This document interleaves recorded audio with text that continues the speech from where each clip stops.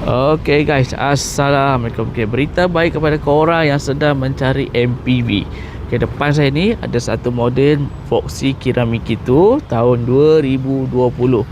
Okay, jom saya belanja dalam dia macam mana. Okay, first kita tengok dalam dia. Dekat sini macam biasa lah, controller untuk Windows dia. Okay, yang ni mileage dia baru 31,000 lebih. Okay, apa yang best dekat kereta ni, korang akan dapat sekali dengan dashcam. Okay, ni ada dashcam. Lepas tu dia ada roof monitor. Okay, roof monitor ni yang best dia boleh pusing guys. Okay, dia boleh pusing. Okay, untuk seat dia menggunakan fabric.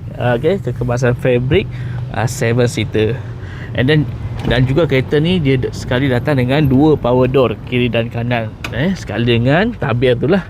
Okay, seat dalam macam ni lah. Okay, interior color hitam guys. Okay, memang nice. Alright. So okay, ini belah belakang dia. Okay, ini pandangan belakang dia lah. Okay, memang cantik juga. Okay, cuma kereta ni dia tidak ada power boot. Okay, dia buka secara manual lah. Tapi yang tu kalau korang nak tambah power boot untuk model ni pun boleh sebenarnya. Okay, and then untuk ruang luggage dalam ni lah.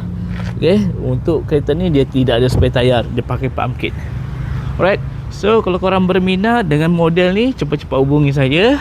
Okay, sebab kita nak buat clearance harga promo guys. Okay, harga memang murah guys. Okay, harga 135. Korang boleh pilih mana satu korang nak. Okay, yang ni ke atau yang tu. Tapi yang ni dia banyak jajan sikit guys. Okay, see you. Assalamualaikum.